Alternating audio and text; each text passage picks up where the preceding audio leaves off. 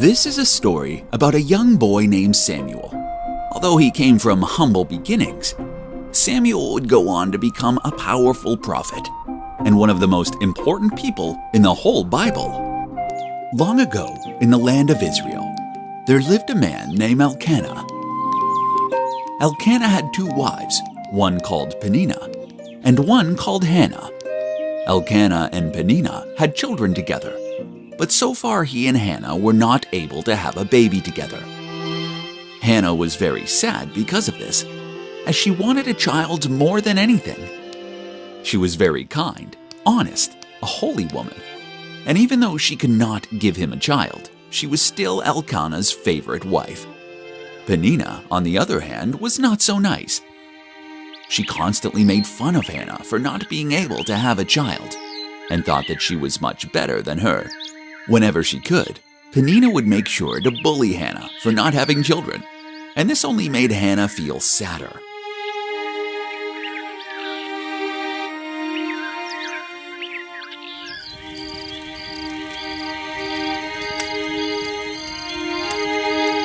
Elkanah was a very religious man indeed. He would regularly take both Hannah, Peninnah, and the children they had together on religious pilgrimages to important holy sites. The most important of these holy sites was a place called Shiloh, and this is where Elkanah would take his family most often. At Shiloh, there was a very holy temple, and this is where the precious Ark of the Covenant was kept, a chest of pure gold that God had instructed Moses to build in order to protect the two stone tablets of the Ten Commandments. One day, when the family were making their way to the city of Shiloh on one of these religious pilgrimages, Hannah was feeling particularly sad about her childlessness, and Peninnah's rudeness only made things worse. We mustn't slow down. We're almost about to arrive in Shiloh. Look, there it is. The family had arrived at the holy temple in Shiloh and made their offerings to God. But Hannah was so sad that she stayed behind at the temple after the rest of the family left to go to sleep.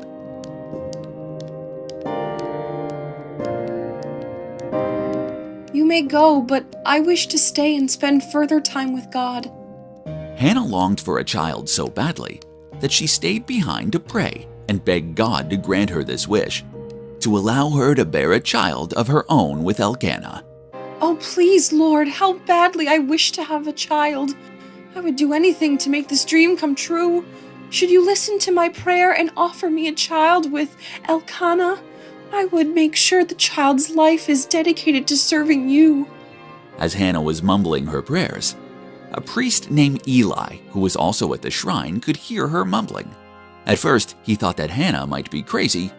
Are you okay, young woman? I can hear you talking to yourself. Are you unwell? But Hannah quickly explained herself. No, certainly not. You see, I have no children. Yet having a child is my one greatest wish. That is why I'm here, praying to God that He may grant me a son. I've promised that if I do manage to have a child, his life will be completely devoted to God and will serve the Lord well. Eli quickly saw that Hannah was in fact telling the truth. He was very impressed with Hannah's devotion to God, and he hoped that her prayer would be answered. He offered to bless her, and she accepted. Are you unwell? Allow me to bless you, so that your prayers may be answered, and you bear a child. After this, Hannah returned back to her husband Elkanah and the rest of her family. Soon enough, Hannah's prayer was answered, and she became pregnant. The couple were blessed with a son, who they named Samuel. When he was born, they never could have imagined the incredible life their little boy would go on to lead, as he eventually became one of the most holy prophets in the entire Bible. After nursing Samuel for the first few years of his life, the family once again made their pilgrimage to the holy city of Shiloh. When they arrived at Shiloh, they met the priest Eli once again. He was glad to see that God had answered Hannah's prayer and granted her a son. Hannah, how lovely it is to see you again after all these years. And I see you have a son. What is his name? His name is Samuel, and he is now 5 years old. I have brought him here to stay true to my promise to God. I prayed that he would give me a child, and that this child would then live to serve his word. I am an honest woman, and I intend to keep my promise. I have brought my beloved Samuel here so that you may raise him here at the temple and show him how to devote his life to God." Eli was very impressed with Hannah for staying true to her word and honoring the promise she had made to God in exchange for this miracle. What marvelous news! With parents as fine as you two, I'm sure young Samuel here will make an excellent servant to God. I would be happy to take him in and raise him as a disciple of the Lord. Mother, if I live here, does that mean I will never get to see you again? "Don't worry, my dear Samuel.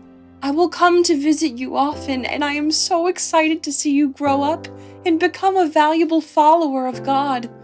For without him, you would never have come into my life, my beloved boy." Come here, my boy. And so Samuel went with Eli and began his new life as a disciple of God, living and studying in the temple under Eli's guidance. Several years later, when Samuel was 12 years old, he began his special relationship with God that would change Israel forever. You see, at this time, God was not sending many messages to his people. In the past, there had been many prophets, and God often sent his word to man. However, at the time of Eli and Samuel, God had been unusually quiet for quite some time. However, all this was soon about to change, when one night, Samuel headed to bed for the night. While in bed, Samuel heard a voice calling his name. Samuel, Samuel. Samuel could not understand where the voice might be coming from, so he assumed it was Eli calling out to him. But when he went to Eli, Eli was just as confused as Samuel. It wasn't me who called you. You must have imagined it. Just go back to bed. Samuel did as he was told. However, 2 more nights, the same thing happened again and again. After the 3rd time that Samuel came to him, wondering about this mysterious voice that was calling out his name, Eli realized that the voice was the Lord's, and that the Lord was trying to reach out to Samuel with a message. Eli instructed Samuel on how to answer if he heard the voice calling to him. If you want God to reveal his message to you, you must answer like this. Speak, Lord, for your servant hears. One night, when the Lord again called out to Samuel, he responded as Eli had instructed him to. Samuel, Samuel. Speak, Lord, for your servant hears. And once Samuel replied, the Lord revealed himself. Samuel, I come to you with a message. The sons of Eli, your mentor, are wicked in their ways. They have acted badly, and this wickedness will result in the destruction of their family. The sons of Eli will not be the next great priest of Israel. You will be. And then the voice stopped, and God left Samuel with this shocking message. The next morning, Samuel met his master at the temple, but Samuel was confused.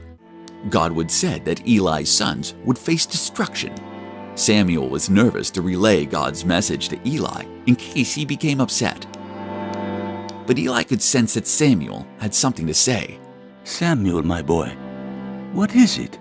Samuel hesitated. Well, God spoke to me last night once again. This time, I answered his call. I'm not sure I should repeat what he said. But Eli was a man of God and would accept God's word no matter what. Fear not. Whatever the message was, I want to hear it. And then Samuel told Eli what God had said to him. God warned me that your real sons face destruction. They have been wicked throughout their lives, and your family will suffer for this. Your family line will not continue, and your sons will not be the next great priests of Israel. While this was sad news to Eli, he was not entirely surprised.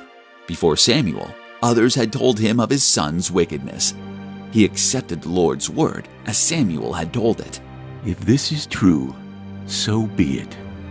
The Lord must do whatever seems right to him. And so Samuel's time as the prophet of Israel begun.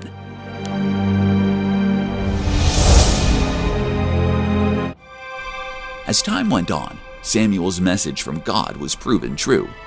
Eli's sons were killed defending the Ark of the Covenant. When he heard of his son's death, Eli too collapsed and died, marking the end of Eli's family line, just as the Lord had told Samuel. Samuel, however, lived on and became one of the most important prophets in the Bible. He played a big role in the religious life of Israel at the time and brought about a new era of history of great kings, including King Saul and even the great King David.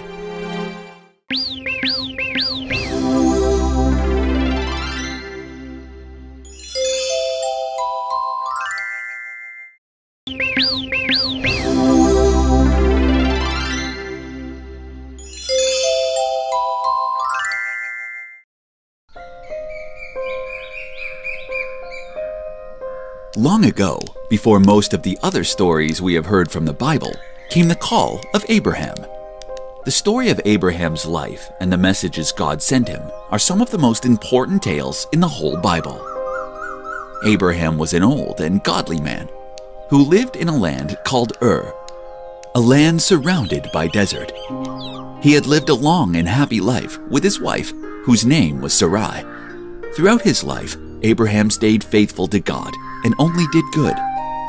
He had also accumulated a lot of wealth throughout his life.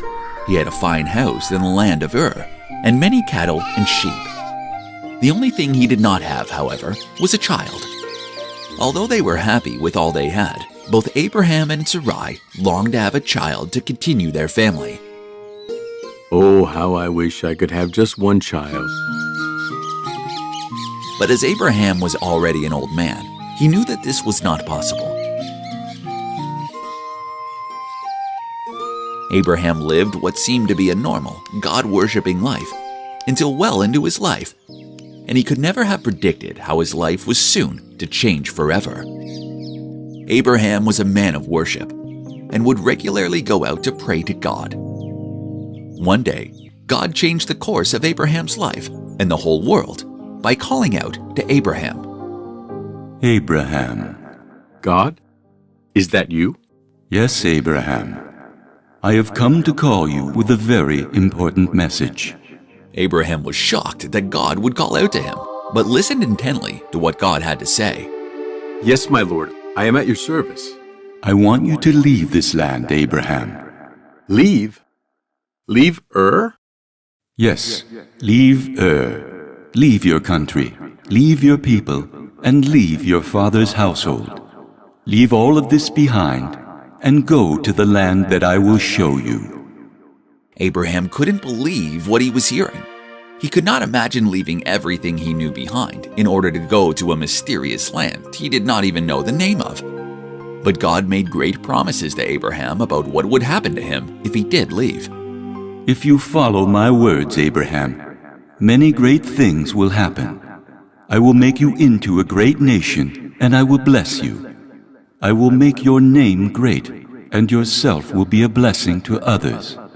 I will bless all who bless you, and whoever curses you, I will curse.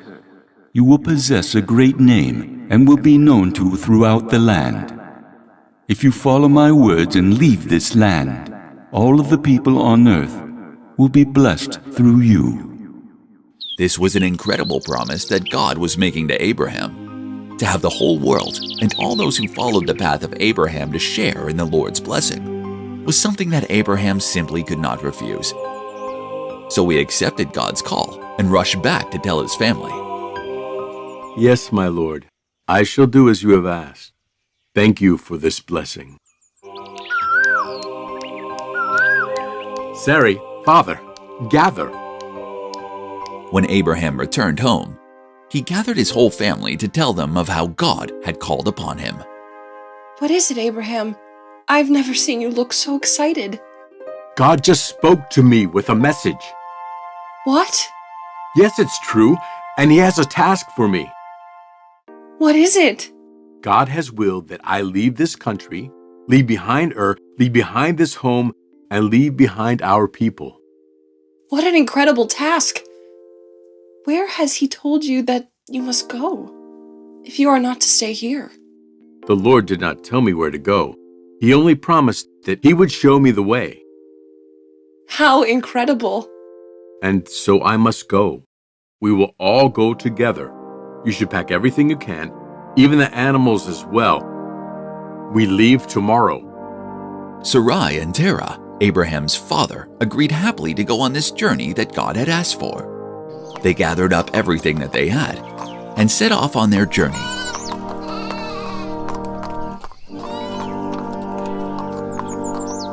Abraham's nephew, Lot, also joined them.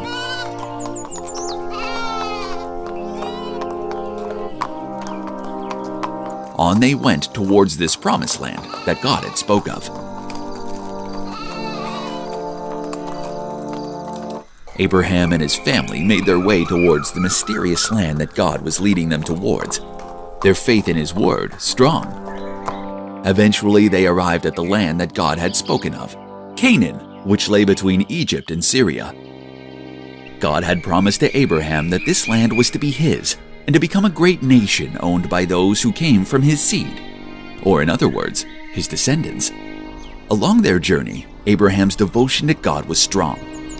He stopped in many places and would build shrines to the Lord. One of the places that they stopped was a town called Haran. It was in Haran that Abraham's father, Terah, died at the ripe old age of 205 years old. Rest in peace, dear Father. It is now that we must continue our journey through Canaan to fulfill God's promise. And so they continued onwards, this time crossing from east to west, as far as the famous Euphrates River. Eventually, they came to a holy plain named Shechem, where people had long come to worship. Abraham and his family also made a stop at a holy city named Bethel. The people of Bethel worshipped a Canaanite god named El. But when Abraham arrived in the city, he took over the sanctuary of worship that the Canaanites used, and instead converted it into a temple for the worship of the Lord.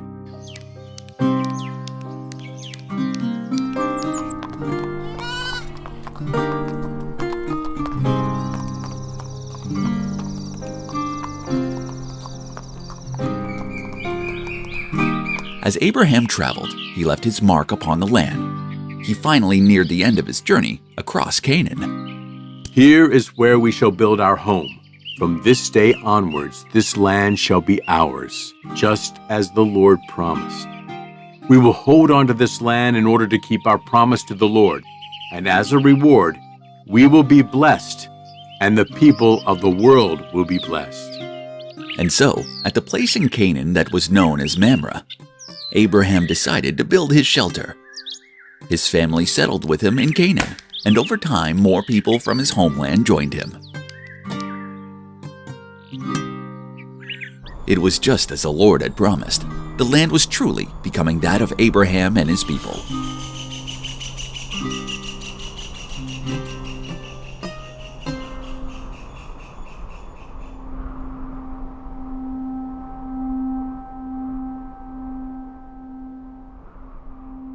But promising the land of Canaan to Abraham and his descendants was just the beginning of the promises and miracles that God would shower upon Abraham throughout his life.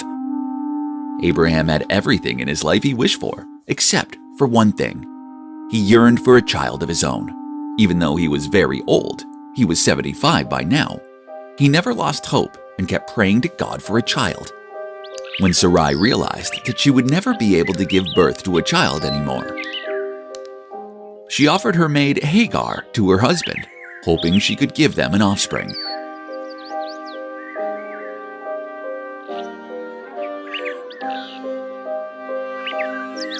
It was then that Abraham's first son, Ishmael, was born. Even more incredible than the miraculous birth of Ishmael, however, was what happened 14 years after Ishmael was born. God had promised Abraham an heir, And just as God promised, Sarai indeed managed to bear Abraham a child.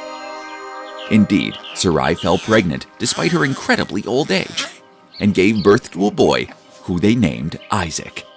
Finally, a true-born son of my own. And after all these years, I never believed it would be so.